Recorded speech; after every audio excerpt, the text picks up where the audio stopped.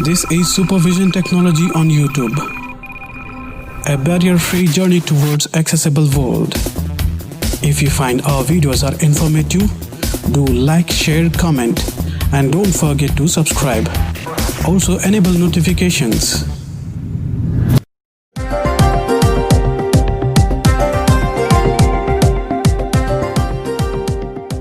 Supervision tutorials ಜಗತ್ತಿಗೆ ತಮ್ಮೆಲ್ಲರಿಗೂ ಸ್ವಾಗತ.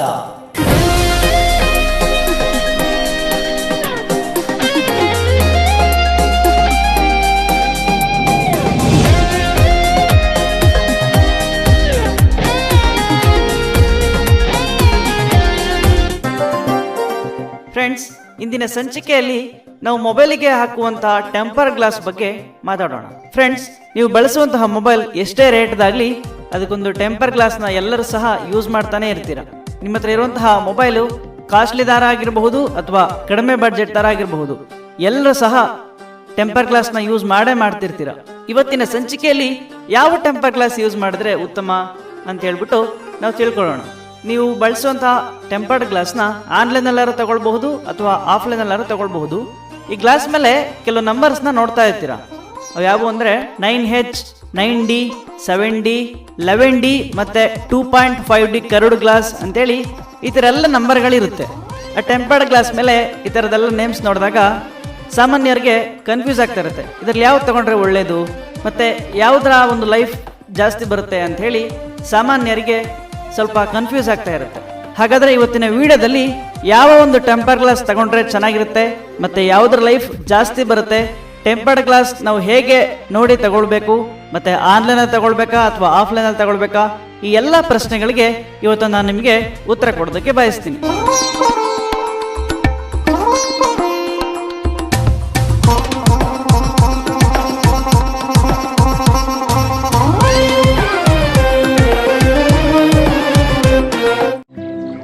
ಹಾಗಾದ್ರೆ ನಾವು ಸ್ಕ್ರೀನ್ ಪ್ರೊಟೆಕ್ಟರ್ನ ಬಗ್ಗೆ ಮಾತಾಡೋದಾದ್ರೆ ಇದರಲ್ಲಿ ಎರಡು ತರಹದ ಪ್ರೊಟೆಕ್ಟರ್ಗಳು ನಮಗೆ ಬರುತ್ತೆ. ಒಂದು ಪ್ಲಾಸ್ಟಿಕ್ ಸ್ಕ್ರೀನ್ ಗಾರ್ಡ್, ಮತ್ತೊಂದು ಗ್ಲಾಸ್ ಸ್ಕ್ರೀನ್ ಗಾರ್ಡ್. ಹಾಗಾದ್ರೆ ನೀವು ಕೇಳಬಹುದು, ಈ ಎರಡರಲ್ಲಿ ಯಾವುದು ಒಳ್ಳೆ ಗ್ಲಾಸ್ ಅಂತ ಹೇಳಿ. ಅದರದೇ ಆದಂತಹ ವಿಶೇಷತೆ ಅದಕ್ಕಿರುತ್ತೆ. ಈಗ ನಾವು ಅದ್ರ ಬಗ್ಗೆನೂ ಕೂಡ ಮಾತಾಡೋಣ. ಫ್ರೆಂಡ್ಸ್, ಅದಕ್ಕೂ ಮುಂಚೆ ನಾನು ಅವಾಗಲೇ ಹೇಳ್ದಾಗೆ ಗ್ಲಾಸ್ ಮೇಲೆ ಕೆಲವು ನಂಬರ್ ಬರೆದಿರುತ್ತೆ. 9H, 9D ಈ ತರವಾದಂತಹ ನಂಬರ್ಸ್ಗಳನ್ನ ಬರೆದಿರುತ್ತೆ. ಆ ನಂಬರ್ಗಳು ಏನು ಹಾಗಾದ್ರೆ ಅಂತೇಳಿ ನೋಡೋಣ. ಈ 11D, 7D ಇದರ ಒಂದು ವ್ಯತ್ಯಾಸವನ್ನು ಹೇಳೋದಕ್ಕಿಂತ ಮುಂಚೆ ನಾನು ಒಂದು ವಿಷಯ ನಿಮಗೆ ಹೇಳಕ್ ಬಯಸ್ತೀನಿ. ಪ್ರಾರಂಭದ ದಿನಗಳಲ್ಲಿ 2D ಗ್ಲಾಸ್ ಅಂತ ಹೇಳಿ ಬರ್ತಾ ಇತ್ತು. ಅಂದ್ರೆ ನಾನು ಸ್ಕ್ರೀನ್ ಪ್ರೊಟೆಕ್ಟರ್ನ ಬಗ್ಗೆ ಹೇಳ್ತಾ ಇಲ್ಲ, ಮೊಬೈಲ್ನ ಡಿಸೈನ್ನ ಬಗ್ಗೆ ಹೇಳ್ತಾ ಇದ್ದೀನಿ. ಮೊದಲಿಗೆ 2D ಗ್ಲಾಸ್ ಅಂತ ಹೇಳಿ ಬರ್ತಾ ಇತ್ತು. ಅಂದ್ರೆ ಅದು ಕರೆಕ್ಟಾಗಿ ರೆಕ್ಟ್ಯಾಂಗ್ಯುಲರ್ ಶೇಪಲ್ಲಿ ಇರ್ತಾ ಇತ್ತು. ಯಾವುದೇ ಎಡ್ಜಸ್ಗಳು ನಮಗೆ ಕಟ್ಟಾಗಿ ಇರ್ತಾ ಇರಲಿಲ್ಲ, ಕರೆಕ್ಟ್ ಚೂಪಾಗಿ ನಮಗೆ ಎಡ್ಜಸ್ಗಳು ಸಿಗ್ತಾ ಇತ್ತು.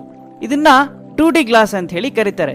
ಇದರಲ್ಲಿ ಯಾವುದೇ ರೀತಿಯಾದಂತಹ ಕರ್ವ್ಸ್ ಅಂದ್ರೆ ಮೂಲೆಗಳಲ್ಲಿ ಕಟ್ಟಾಗಿ ಇರೋದಿಲ್ಲ. ಅದು ಕರೆಕ್ಟ್ ಗ್ಲಾಸ್ನ ಮೂಲೆ ಭಾಗದಲ್ಲಿ ಚೂಪಾಗಿ ನಮಗೆ ಸಿಗ್ತಾ ಇತ್ತು. ಮತ್ತೆ ಆ ಮೊಬೈಲ್ನ ಎಡ್ಜಸ್ಗೆ ಗ್ಲಾಸ್ ಕರೆಕ್ಟಾಗಿ ಕೂರ್ತಾ ಇರಲಿಲ್ಲ. ಬರ್ತಾ ಬರ್ತಾ ಏನಾಯ್ತು ಅಂದ್ರೆ ಇನ್ನೊಂದು ಸ್ವಲ್ಪ ಡಿಸೈನ್ ಆಗಿ ಕಾಣಲಿ ಅಂತ ಹೇಳ್ಬಿಟ್ಟು ಮೊಬೈಲ್ ಎಷ್ಟು ಇದೆಯೋ ಅಷ್ಟು ಫುಲ್ ಅಂದ್ರೆ ಸೈಡ್ ಬಾರ್ಡರ್ಸ್ಗಳಾಗಿರ್ಬೋದು ಅವಕ್ಕೆಲ್ಲವಕ್ಕೂ ಸಹ ಗ್ಲಾಸ್ ಬರ್ತಾ ಇತ್ತು. ಇದನ್ನ ನಾವು 2.5D ಕರ್ವ್ಡ್ ಗ್ಲಾಸ್ ಅಂತ ಹೇಳಿ ಹೇಳ್ತೀವಿ. ಹಾಗೆ ಬರ್ತಾ ಬರ್ತಾ 3D ಗ್ಲಾಸ್ ಅಂತ ಹೇಳಿ ಬಂತು. ಇದೇನು ಅಂದ್ರೆ ಕೆಲವು ಮೊಬೈಲ್ಸ್ಗಳಲ್ಲಿ ಡಿಸ್ಪ್ಲೇ ಸೈಜ್ನ ಜಾಸ್ತಿ ಮಾಡ್ಕೊಳ್ಳೋದಕ್ಕೆ ಫೋನ್ನ ತುದಿ ತನಕನೂ ಡಿಸ್ಪ್ಲೇಸ್ನ ಇಡ್ತಾ ಇದ್ರು. ಅಂದ್ರೆ ವಾಟರ್ ಫಾಲ್ ಡಿಸ್ಪ್ಲೇ ಅಂತ ಹೇಳಿ ಬರ್ತಾ ಇತ್ತು. ಈಗ ಬರ್ತಾ ಬರ್ತಾ ಫುಲ್ ವ್ಯೂ ಡಿಸ್ಪ್ಲೇನು ಸಹ ಬರ್ತಾ ಇದೆ. ಟೆಕ್ನಾಲಜಿ ಬೆಳೀತಾ ಬೆಳೀತಾ ಮೊಬೈಲ್ನ ಡಿಸೈನು ಸಹ ಬದಲಾಗ್ತಾನೆ ಇರುತ್ತೆ. ಫ್ರೆಂಡ್ಸ್, ಹಾಗಾದ್ರೆ ನೀವು ಕೇಳ್ತಿರ್ಬಹುದು ಯಾವ ತರದ ಸ್ಕ್ರೀನ್ ಗಾರ್ಡ್ನ ತಗೊಳ್ಬೇಕು ಅಂತ ಹೇಳಿ. ಈಗ ನಿಮಗೆ ಅರ್ಥ ಆಗಿರ್ಬೋದು ಅನ್ಕೊಳ್ತೀನಿ. ಮೊಬೈಲ್ ಯಾವ ಒಂದು ಡಿಸೈನ್ ಅಲ್ಲಿ ಇದೆಯೋ ಆ ತರಹದ ಸ್ಕ್ರೀನ್ ಗಾರ್ಡ್ನ ತಗೊಳ್ಬೇಕಾಗುತ್ತೆ. ನಿಮ್ಮ ಮೊಬೈಲ್ನ ಡಿಸ್ಪ್ಲೇ ಕರೆಕ್ಟಾಗಿ ರೆಕ್ಟ್ಯಾಂಗ್ಯುಲರ್ ಶೇಪಲ್ಲಿದ್ದರೆ ನೀವು 2D ಗ್ಲಾಸ್ ಅಥವಾ ಸ್ವಲ್ಪ ಕರ್ವ್ಡ್ ಅಂದರೆ ಮೂಲೆ ಸ್ವಲ್ಪ ಕ್ರಾಸ್ ಆಗಿ ತಿರುಗಿದ್ರೆ 2.5D ಗ್ಲಾಸ್, ಈ ಥರ ನಿಮ್ಮ ಮೊಬೈಲ್ ಯಾವ ಆಕಾರದಲ್ಲಿದೆಯೋ ಅದೇ ರೀತಿಯಾದಂತಹ ಗ್ಲಾಸಸ್ನ ತಗೊಳ್ಬೇಕಾಗುತ್ತೆ. ಈ ಸ್ಕ್ರೀನ್ ಪ್ರೊಟೆಕ್ಟರ್ನ ಮ್ಯಾನುಫ್ಯಾಕ್ಚರ್ ಮಾಡೋಂಥವ್ರು ಸಹ ಅದೇ ಥರದ ಗ್ಲಾಸ್ಗಳನ್ನೇ ಮ್ಯಾನುಫ್ಯಾಕ್ಚರ್ ಮಾಡ್ತಾ ಇರ್ತಾರೆ. ಈಗ ನಾವು ಕರೆಕ್ಟಾಗಿ ಹೇಳಬೇಕು ಅಂದರೆ 2D, 2.5D ಮತ್ತು 3D ಈ ಗ್ಲಾಸಸ್ಗಳು ಮಾತ್ರ ಕರೆಕ್ಟಾಗಿ ಬರುವಂತಹ ಗ್ಲಾಸಸ್ಗಳು. ಇತ್ತೀಚೆಗೆ ನಿಮಗೆ 7D, 11D, 8D ಈ ತರಹದ ಎಲ್ಲ ಗ್ಲಾಸ್ಗಳು ನಿಮಗೆ ನೋಡೇ ಸಿಗ್ತವೆ. ಇವೇನು ಅಂದರೆ ಬರೀ ಮಾರ್ಕೆಟ್ನ ಸ್ಟ್ರಾಟಜಿಗೋಸ್ಕರ ಮಾತ್ರ. ಈಗ ನಾನು ಹೇಳಿದಂತ ಗ್ಲಾಸ್ಗಳ ಮಧ್ಯೆ ಯಾವುದೇ ರೀತಿಯಾದಂತಹ ವ್ಯತ್ಯಾಸಗಳು ಇರೋದಿಲ್ಲ. ಈಗ ನಾವೇ ನೋಡಬಹುದು 3Dಕ್ಕಿಂತ 7D, 7Dಕ್ಕಿಂತ 8D, 8Dಕ್ಕಿಂತ 11D ಚೆನ್ನಾಗಿರುತ್ತೆ ಅಂತೇಳಿ ನಾವು ಅನ್ಕೊಳ್ತೀವಿ. ಅದು ಖಂಡಿತ ತಪ್ಪು. ಕರೆಕ್ಟಾಗಿ ನಮಗೆ 2D, 2.5D, 3D ಇವು ಮಾತ್ರ ಹೆಸರು ಇರುವಂಥದ್ದು. ಆದರೆ ಮಾರ್ಕೆಟ್ನ ಸ್ಟ್ರಾಟಜಿಗೋಸ್ಕರ ಇನ್ನು ಉಳಿದಂತೆ 11D ಆಗಿರಬಹುದು, 7D ಆಗಿರಬಹುದು, ಈ ಥರ ಎಲ್ಲ ಗ್ಲಾಸಸ್ನ ಬಿಡ್ತಾ ಇದ್ದಾರೆ. ಇನ್ನು ಕೆಲವು ಗ್ಲಾಸ್ಗಳಲ್ಲಿ 9H ಅಂತೇಳಿ ಇರುತ್ತೆ. ಅದೇನು ಅಂದ್ರೆ ಮೋಸ್ ಹಾರ್ಡ್ನೆಸ್ ಅಂತ ಹೇಳ್ಬಿಟ್ಟು.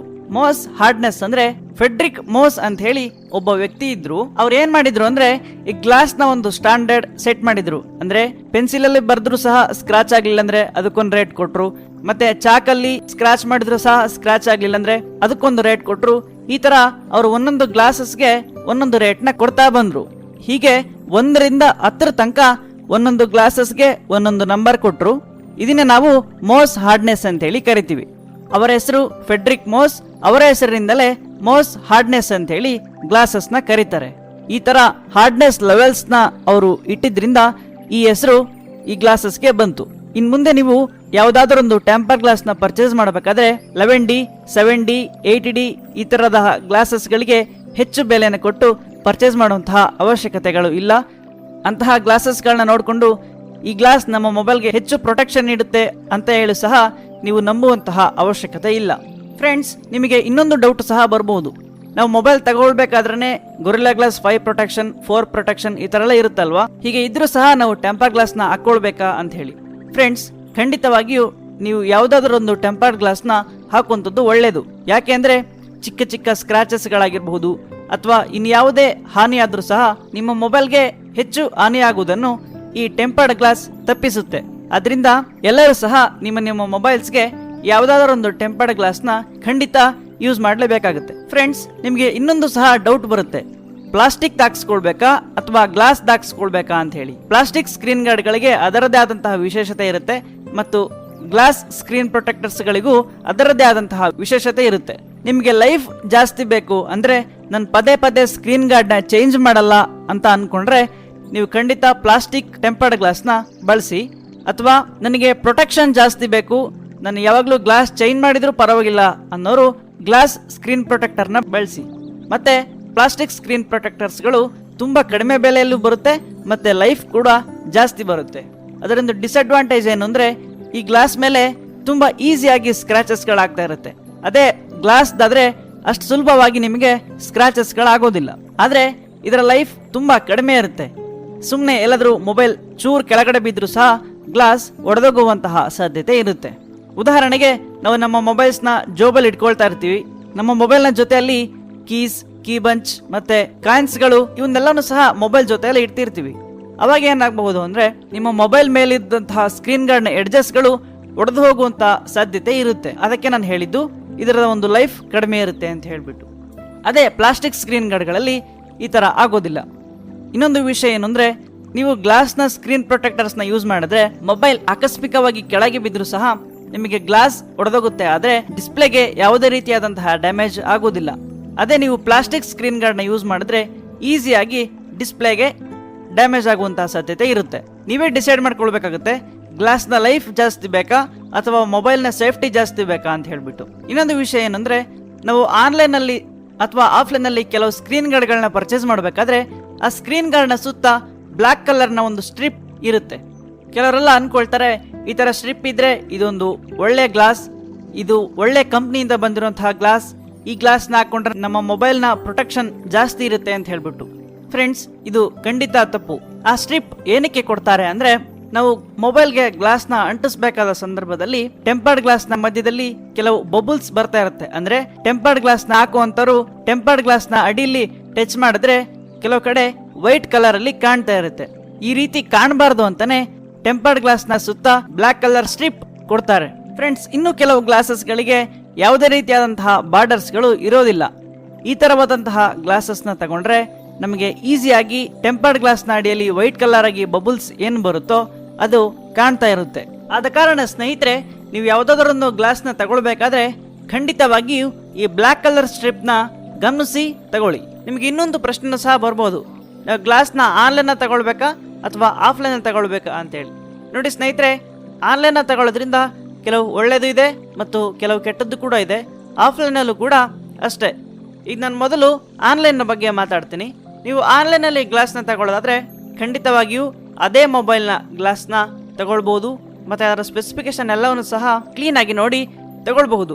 ಆದರೆ ಇದರ ದಪ್ಪ ಎಷ್ಟು, ಈ ಗ್ಲಾಸ್ನ ಕ್ವಾಲಿಟಿ ಹೇಗಿದೆ ಅಂತೇಳಿ ನಾವು ಮುಟ್ಟು ನೋಡಿ ತಗೊಳ್ಳೋದಕ್ಕೆ ಆಗೋದಿಲ್ಲ. ಹೊಸ ಮೊಬೈಲ್ಸ್ ಲಾಂಚ್ ಆಗಿರುತ್ತೆ, ಆ ಮೊಬೈಲ್ಸ್ನ ನಾವು ತಗೊಂಡಿರ್ತೀವಿ. ಆ ಸಂದರ್ಭದಲ್ಲಿ ಅಂಗಡಿಗಳಲ್ಲಿ ಗ್ಲಾಸಸ್ಗಳು ಸಿಗುವಂಥದ್ದು ಕಷ್ಟ. ಅವಾಗ ನಾವು ಖಂಡಿತವಾಗಿಯೂ ಆನ್ಲೈನ್ನ ಮೊರೆ ಹೋಗ್ಲೇಬೇಕಾಗುತ್ತೆ. ಈಗ ಆಫ್ಲೈನ್ ಬಗ್ಗೆ ಮಾತಾಡೋದಾದ್ರೆ ಖಂಡಿತ ನಮ್ಮ ಮೊಬೈಲ್ಗೆ ಗ್ಲಾಸ್ ಸೆಟ್ ಆಗುತ್ತೋ ಅಥವಾ ಇಲ್ವೋ, ಈ ಗ್ಲಾಸ್ ದಪ್ಪ ಇದೆಯೋ ಇಲ್ವೋ, ಮತ್ತೆ ಈ ಗ್ಲಾಸ್ ನಮ್ಮ ಮೊಬೈಲ್ಗೆ ಹೆಚ್ಚು ಪ್ರೊಟೆಕ್ಷನ್ ನೀಡುತ್ತೋ ಇಲ್ವೋ ಅಂತೇಳಿ ನಾವು ನೋಡಿ ತಗೊಳ್ಬಹುದು. ಯಾಕಪ್ಪ ಅಂದ್ರೆ ನೀವು ಫ್ಲಿಪ್ಕಾರ್ಟ್ ಅಂಡ್ ಬ್ಯಾಕ್ ಕವರ್ನ ಹಾಕ್ಸೋದಾದ್ರೆ ಕೆಲವು ಗ್ಲಾಸಸ್ಗಳು ನಿಮ್ಮ ಮೊಬೈಲ್ನ ಎಡ್ಜ್ ತನಕನೂ ಕವರ್ ಆಗುವಂತಹ ಗ್ಲಾಸಸ್ಗಳು ಇರುತ್ತೆ. ಅಂತಹ ಗ್ಲಾಸಸ್ಗಳು ಹಾಕ್ಸಿದಾಗ ಫ್ಲಿಪ್ ಕವರ್ ಹಾಕೋದಕ್ಕೆ ಸ್ವಲ್ಪ ಕಷ್ಟ ಆಗುತ್ತೆ. ಫ್ಲಿಪ್ ಕವರ್ ಟೈಟ್ ಆಗಬಹುದು ಅಥವಾ ಕೂರ್ದಲೇನೂ ಸಹ ಇರಬಹುದು, ಅಥವಾ ಫ್ಲಿಪ್ ಕವರ್ ಹಾಕಿದ ಮೇಲೂ ಸಹ ಗ್ಲಾಸ್ನ ಎಡ್ಜಸ್ಗಳು ಎದ್ದೇಳೋದು ಅಥವಾ ಒಡೆದೋಗುವಂತಹ ಸಾಧ್ಯತೆಗಳು ಇರುತ್ತೆ. ಆದ್ರಿಂದ ಗ್ಲಾಸಸ್ನ ನೋಡಿ ಹಾಕ್ಸ್ಕೊಳ್ಬೇಕಾಗುತ್ತೆ. ನೀವೇನಾದ್ರೂ ಇಲ್ಲ ನಾನು ಬರೀ ಬ್ಯಾಕ್ ಕವರ್ನೇ ಹಾಕ್ಸ್ತೀನಿ ಅಂದ್ಕೊಂಡ್ರೆ ನೀವು ಖಂಡಿತ ನಿಮ್ಮ ಮೊಬೈಲ್ನ ಎಡ್ಜಸ್ ತನಕನೂ ಕವರ್ ಆಗುವಂತಹ ಗ್ಲಾಸಸ್ಗಳನ್ನ ಹಾಕ್ಸ್ಕೊಳ್ಬೇಕಾಗತ್ತೆ. ಯಾಕೆ ಅಂದ್ರೆ ನಿಮ್ಮ ಮೊಬೈಲ್ಗೆ ಯಾವುದೇ ಏಟಾದರೂ ಸಹ ಬೇಗ ಎಡ್ಜಸ್ಗಳಿಗೆ ಏಟಾಗುತ್ತೆ. ಆದ್ರಿಂದ ನೀವು ಗ್ಲಾಸ್ಗಳನ್ನ ಹಾಕ್ಸ್ಕೊಳ್ಬೇಕಾದ್ರೆ ನಿಮ್ಮ ಮೊಬೈಲ್ನ ಎಡ್ಜ್ ತನಕನೂ ಬರುವಂತಹ ಗ್ಲಾಸಸ್ಗಳನ್ನ ಹಾಕ್ಸ್ಕೊಳ್ಳುವಂಥದ್ದು ಉತ್ತಮ. ಆದ್ರೆ ಇಲ್ಲೂ ಕೂಡ ಕೆಲವು ಅನಾನುಕೂಲಗಳಿದೆ. ಅದೇನಪ್ಪ ಅಂತ ಆದ್ರೆ ಕೆಲವೊಮ್ಮೆ ಅಂಗಡಿಯವರು ಕೂಡ ನಮಗೆ ಮೋಸ ಮಾಡುವಂತಹ ಚಾನ್ಸಸ್ ಹೆಚ್ಚಾಗಿರುತ್ತೆ. ಯಾಕೆಂದ್ರೆ ಯಾವುದಾವುದೋ ಮೊಬೈಲ್ಗೆ ಯಾವುದಾವುದೋ ಗ್ಲಾಸಸ್ಗಳನ್ನ ಹಾಕುವಂಥದ್ದು, ಮತ್ತೆ ನಮಗೆ ಸರಿಯಾಗಿ ತೋರಿಸ್ದಲೇ ಗ್ಲಾಸಸ್ನ ಹಾಕುವಂಥದ್ದು, ಮತ್ತೆ ಕಡಿಮೆ ರೇಟಿನ ಗ್ಲಾಸಸ್ಗಳಿಗೆ ಹೆಚ್ಚು ಬೆಲೆಯನ್ನು ತೆಗೆದುಕೊಳ್ಳುವುದು, ಈ ತರಹದಂತಹ ಮೋಸಗಳು ಮಾಡುವ ಸಾಧ್ಯತೆಗಳು ಇರುತ್ತೆ. ಅಂಗಡಿಗಳಲ್ಲಿ ಎಲ್ಲ ಮೊಬೈಲ್ಗೂ ಸರಿಯಾಗುವಂತಹ ಗ್ಲಾಸಸ್ಗಳು ಇರೋದಿಲ್ಲ. ಯಾವ ಕೆಲವು ಮೊಬೈಲ್ಗೆ ಮಾತ್ರ, ಅಂದ್ರೆ ತುಂಬಾ ಹಳೆಯ ಮೊಬೈಲ್ಸ್ಗೆ ಮಾತ್ರ ಗ್ಲಾಸಸ್ಗಳು ಇರುತ್ತವೆ. ನೋಡಿ ಸ್ನೇಹಿತರೆ, ನಿಮಗೆ ಪರಿಚಯ ಇರುವಂತಹ ಅಂಗಡಿಗಳಿಗೆ ಹೋದ್ರೆ ನೀವು ಆರಾಮಾಗಿ ಕಡಿಮೆ ಬೆಲೆಗೆ ನಿಮಗೆ ಬೇಕಾದಂತಹ ಗ್ಲಾಸಸ್ಗಳನ್ನ ಹಾಕ್ಸ್ಕೊಳ್ಬಹುದು. ಇನ್ನೊಂದು ಗಮನಿಸಬೇಕಾದ ವಿಷಯ ಏನು ಅಂದ್ರೆ, ನೀವು ಫ್ಲಿಪ್ಕಾರ್ಟ್ ಅಂಡ್ ಬ್ಯಾಕ್ ಕವರ್ನ ಹಾಕ್ಸೋದಾದ್ರೆ ಮೊಬೈಲ್ ಬ್ಯಾಕ್ ಸ್ಕ್ರಾಚಸ್ ಗಳಾಗ್ತಾ ಇರುತ್ತೆ. ಇತ್ತೀಚೆಗೆ ನಿಮ್ಗೆ ಅದೇ ಮೊಬೈಲ್ನ ಬ್ಯಾಕ್ ಪ್ರೊಟೆಕ್ಟರ್ ನೋಡೇ ಸಿಗ್ತವೆ. ಚಿಕ್ಕ ಚಿಕ್ಕ ಸ್ಕ್ರಾಚಸ್ ಗಳಾಗಿರ್ಬಹುದು ಅಥವಾ ಇನ್ಯಾವುದೇ ಹಾನಿ ಆದ್ರೂ ಸಹ ನಿಮ್ಮ ಮೊಬೈಲ್ಗೆ ಹೆಚ್ಚು ಹಾನಿಯಾಗುವುದನ್ನು ಈ ಮೊಬೈಲ್ ಬ್ಯಾಕ್ ಪ್ರೊಟೆಕ್ಟರ್ ತಪ್ಪಿಸುತ್ತೆ. ಇದನ್ನ ಆನ್ಲೈನ್ ಅಲ್ಲಿ ಕೂಡ ತಗೊಳ್ಬಹುದು, ಆಫ್ಲೈನ್ ಅಲ್ಲೂ ಕೂಡ ತಗೊಳ್ಬಹುದು. ನಿಮಗೆ ಬೇಕಾದಂತಹ ಗ್ಲಾಸಸ್ಗಳನ್ನ ಮೊಬೈಲ್ ಬ್ಯಾಕ್ ಪ್ರೊಟೆಕ್ಟರ್ಗಳನ್ನ ನೀವು ಆನ್ಲೈನ್ ಅಲ್ಲಾರು ತಗೊಳ್ಳಿ, ಹಾಗೆ ಆಫ್ಲೈನ್ ಅಲ್ಲಾರು ತಗೊಳ್ಳಿ. ನೋಡಿ ಒಳ್ಳೆದನ್ನು ತಗೊಳ್ಳಿ.